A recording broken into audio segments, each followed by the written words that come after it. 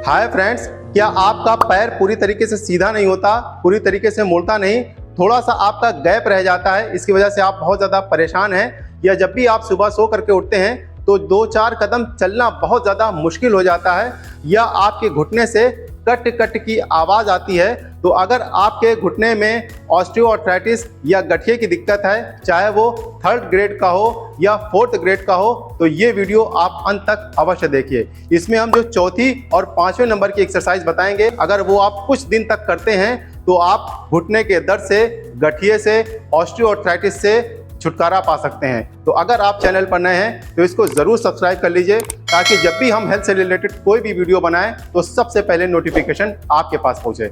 मैं हूं doctor Zeeshan Ali, फिजियोवैदिक clinic Lucknow से।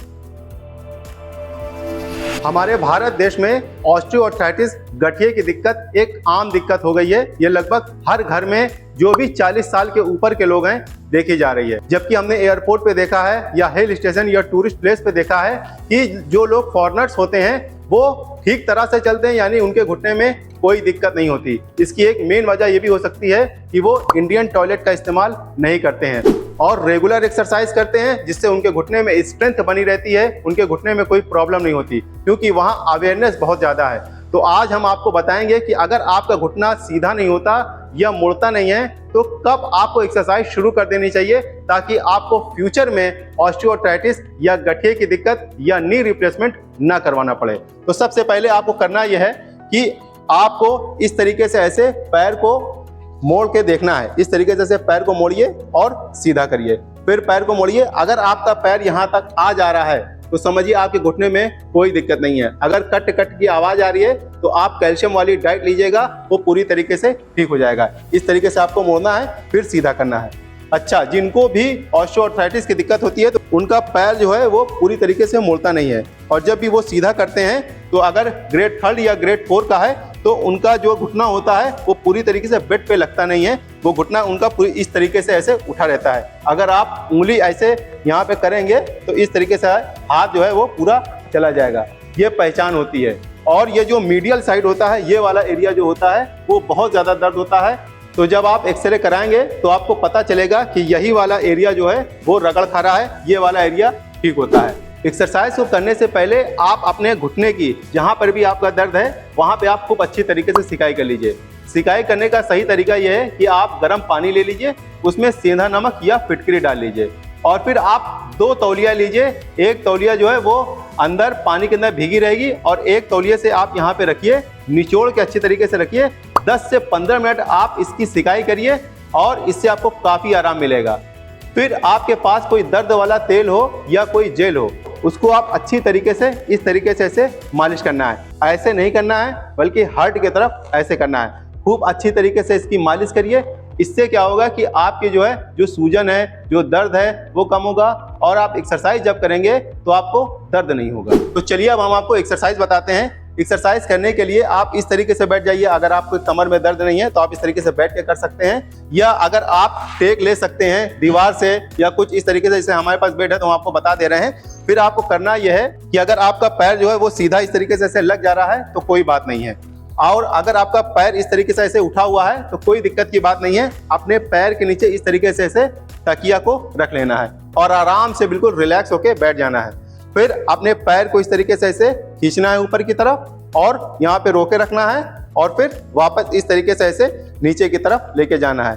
खींचना है, 5 सेकंड तक होल्ड रखना है, और फिर आपको नीचे की तरफ ले जाना है। जब आप इस तरीके से ऐसे करेंगे तो जिनको भी ऑस्टियोआर्थराइटिस की दिक्कत होती है तो उनका पैर जो है वो ऊपर की तरफ नहीं आता है। जब शुरुआत में आप करेंगे तो ये नहीं आएगा, धीरे धीरे प्रैक्टिस करेंगे, आप अपने ऊपर ध्यान देंगे तो ये आने लगेगा। अगर जितना आ रहा है, अगर इतना आ रहा है तो इतना ही आप करिए। जबरदस्ती बिल्कुल भी आपको नहीं करना है। आराम आराम से आप 4-5 दिन करेंगे तो ये आपका होने लगेगा। फिर उसके बाद आपको क्या करना है, एक चादर ले लीजिएगा या कोई टॉवेल ले लीजिएगा और उसको इस तरीके से ऐसे फंसा लीजिएगा। फिर आपको करना ये है, अपने हाथ से टॉवेल को खींचना है और पंजे को इस तरीके से ऐसे पुश करना है। ऐसे करिएगा और 5 सेकंड तक होल्ड रखिएगा, और ध्यान ये रखिएगा कि आपका घुटना जो है वो उठा नहीं रहना चाहिए, बल्कि बिल्कुल बेड के लेवल में रहना चाहिए। फिर इस तरीके से आपको पुश करना है। ये सब जो एक्सरसाइज है ये वार्म अप एक्सरसाइज है, लेकिन घुटने के दर्द में बहुत ही इफेक्टिव है। तो आप ये जरूर करिएगा, इससे आपको काफी आराम मिलेगा। फिर आपको क्या करना है, बिल्कुल रिलैक्स होकर इस तरीके से ऐसे लेटे रहना है। फिर अपने पैर को इस तरीके से ऐसे सर्किल में घुमाना है, इस तरीके से ऐसे ऐसे घुमाना है। फिर एंटी क्लॉकवाइज इस तरीके से ऐसे करना है। 15 से 20 बार दोनों एक्सरसाइज आपको करना है। बहुत ही आराम से करना है और ज़्यादा नहीं करना है, बिल्कुल भी ज़बरदस्ती नहीं करना है। और आपको इस तरीके से ऐसे नहीं करना है। अगर यहाँ तक मेरी वीडियो आपको अच्छी लग रही है तो इसको एक लाइक ज़रूर कर दीजिए। और अगर आप हमसे कुछ पूछना चाहते हैं तो आप व्हाट्सअप करके हमसे पूछ सकते हैं। अगर आप इसके बारे में और ज़्यादा जानना चाहते हैं कि आपके घुटने में और ज़्यादा क्या दिक्कत है, ऑस्टियोआर्थराइटिस है या कोई लिगामेंट की इंजरी है, तो आप हमसे पेड प्राइवेट कॉल बुक करके हमसे कंसल्ट कर सकते हैं। इसके लिए आपको कुछ मामूली सी फीस देनी होगी, लेकिन अगर बहुत ज़्यादा ज़रूरत है तभी आप कॉल करिएगा, वरना आप वीडियो देखिए और एक्सरसाइज करिए, इससे भी आपको काफ़ी आराम मिलेगा। उसके बाद आपको करना यह है कि एक टॉवेल का इस तरीके से ऐसे रोल बना लेना है और अपने घुटने के नीचे इस तरीके से ऐसे रख लेना है। फिर आपको क्या करना है, धीरे से बाहर की तरफ पुश करना है। इस तरीके से नहीं करना है, इस तरीके से आप करेंगे तो ये इफेक्टिव नहीं रहेंगे। जब आप इस तरीके से करेंगे तो जो आपका ये जो मीडियल साइड होता है वहाँ का गैप जो है वो बढ़ना शुरू हो जाएगा। धीरे धीरे, बहुत ज़्यादा आपको ताकत नहीं लगानी है, बल्कि बहुत हल्के से आपको शुरुआत में करना है। तो आप देखेंगे कि आपको हल्का सा आराम मिलना शुरू हो जाएगा। अच्छा, बहुत लोग इस तरीके से ऐसे हाथ को नहीं कर पाएंगे, जो लोग ओवरवेट होते हैं वो नहीं कर पाते हैं। तो उसका तरीका ये, एक टॉवेल ले लीजिएगा और इस तरीके से आप धीरे से बाहर की तरफ, ये ध्यान रखिएगा कि आपका पैर जो है, ये वाला हिस्सा जो है वो बाहर की तरफ निकलना चाहिए। इस तरीके से आप करेंगे तो आपको काफ़ी आराम मिलेगा। लेकिन आपको करना यह है, 2-4 दिन में आपको आराम नहीं मिलेगा। जब आप 15 दिन, 20 दिन या महीना भर आपको करेंगे तो आप देखेंगे कि आपके घुटने में एक हल्कापन सा महसूस होगा, दर्द कम होगा और चलने में आपको बहुत ही अच्छा लगेगा। ये ट्रैक्शन की टेक्निक आप 4 से 5 बार शुरुआत में करिएगा। जब आपकी हैबिट बढ़ जाती है तो आप नंबर ऑफ काउंट बढ़ाते जाइएगा। उसके बाद यहाँ तक आपका काम खत्म नहीं हुआ है। अब आपको घुटने को कुछ स्ट्रेंथ करना है, यानी कि इसको मजबूती देनी है। तो आपको करना यह है, आप ये एक्सरसाइज बैठ के भी कर सकते हैं, आप चाहे तो लेट के भी कर सकते हैं। आप अपने दोनों हाथों की उंगलियों को क्रॉस करके और अपने ऊपर उठाइए और फिर नीचे लाइए। आपका उठेगा नहीं शुरुआत में, यहीं तक ही आपका रहेगा।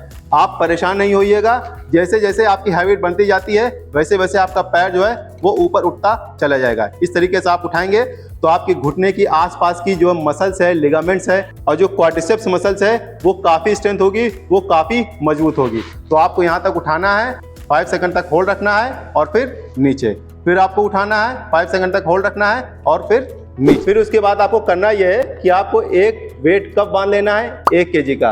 ये बहुत ही आसानी के साथ मेडिकल स्टोर पे मिल जाता है, ऑनलाइन मिल जाता है, या हम डिस्क्रिप्शन में लिंक दे देंगे, आप वहां से भी जाकर चेकआउट कर सकते हैं। अगर आप परचेस नहीं कर सकते हैं, आप एक मोजे में बालू या मोरंग भर लीजिएगा और फिर यहाँ पर बांध लीजिएगा। फिर आपको करना वही प्रक्रिया है, अपने हाथों की उंगलियों को क्रॉस करके और इस तरीके से आपको उठाना है और फिर अपने पंजे को इस तरीके से खींचना है और फिर छोड़ना है और फिर नीचे। फिर ऊपर उठाना है, पंजे को खींचना है और फिर छोड़ना है, फिर नीचे। आपको ऐसे ऐसे नहीं करना है, बल्कि बहुत ही आराम से करना है। जितनी ज़्यादा आप आराम से करेंगे, स्लोली करेंगे, उतना ज़्यादा आपको इफेक्टिव, वो बहुत ही असरदार एक्सरसाइज होगी। ये एक्सरसाइज आप शुरुआत में सिर्फ 10 से 15 बार करिएगा। उसके बाद आप नंबर ऑफ काउंट बढ़ाते जाइएगा और अगर दिन में आप 2 बार करते हैं तो आपको बहुत ही अच्छे रिजल्ट देखने को मिलेंगे। चौथी एक्सरसाइज हम करेंगे, उसमें हम करेंगे साइकिलिंग। तो आप इस तरीके से बिल्कुल रिलैक्स होकर लेट जाइए और इस तरीके से आपको करना है। इस तरीके से ऐसे ऐसे धीरे धीरे जब आप करेंगे तो इससे आपके घुटने की फ्लेक्सिबिलिटी बढ़ेगी, मोबिलिटी बढ़ेगी और घुटने में लचीलापन आएगा। बहुत ही आपको आराम से करना है। शुरुआत में आपसे हो नहीं पाएगा, लेकिन जब आप करते जाएंगे तो ये हैबिट आपकी बनती जाएगी। तो बहुत से लोग क्या करते हैं, इस तरीके से ऐसे करते हैं। इस तरीके से नहीं करना है, बल्कि पूरा पैर आपको सीधा करना है और फिर मोड़ना है, सीधा करना है और फिर मोड़ना है। ये एक्सरसाइज आप करेंगे तो आपको बहुत ही अच्छे रिजल्ट देखने को मिलेंगे।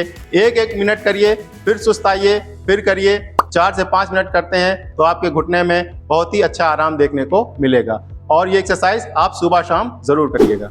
5वीं एक्सरसाइज हम करेंगे, उसमें हम क्या करेंगे, एक कुर्सी इस तरीके से ले लेंगे सपोर्ट के लिए। सपोर्ट आपको जरूर लेना है, क्योंकि इससे होता क्या है कि आपके घुटने में एक तो बहुत ज़्यादा लोड नहीं पड़ेगा। तो आपको करना यह है, इस तरीके से ऐसे कुर्सी पर इस तरीके से ऐसे पकड़ लेना है अपने हाथ से, और फिर धीरे धीरे आपको ऊपर की तरफ ऐसे एड़ी को उठाना है, इस तरीके से उठाना है और फिर नीचे। जब आपकी हैबिट बनती जाती है तो यहाँ पे आप 5 सेकंड तक होल्ड पे रख सकते हैं और फिर नीचे। आपको यही प्रक्रिया क्या करना है, एड़ी पे इस तरीके से खड़े होना है। लेकिन होता यह है कि एड़ी पे लोग लोड नहीं ले पाते हैं, तो आप बहुत ही अच्छे तरीके से इसको कुर्सी को पकड़े रहिएगा और फिर धीरे धीरे ऐसे इस तरीके से ऐसे करिएगा। हमारा तो हो जा रहा है, लेकिन जिनको भी गठिए की दिक्कत होती है वो इस तरीके से नहीं कर पाते हैं। तो आपको बहुत ही धीरे धीरे ऐसे इस तरीके से ऐसे उठाना है और फिर नीचे, उठाना है और फिर नीचे। आप चाहें तो इसमें किसी का सपोर्ट भी ले सकते हैं। ये एक्सरसाइज आप 5 से 10 बार करिएगा शुरुआत में, धीरे धीरे नंबर ऑफ काउंट बढ़ाते जाइएगा। ये थी कुछ एक्सरसाइजेस। अगर आप 20 दिन, महीना भर अगर आप इसको करते हैं तो आपको बहुत अच्छे नतीजे देखने को मिलेंगे। इसके अलावा आपको जब भी ऑस्टियोआर्थराइटिस के बारे में पता चले तो आपको पैर लटका करके नहीं बैठना है, पलथी मार करके नहीं बैठना है। और ज़्यादा जानना चाहते हैं कि और ज़्यादा क्या क्या सावधानी आपको लेनी है, तो ये वाली वीडियो आप ज़रूर जाकर देखिएगा। Thank you very much.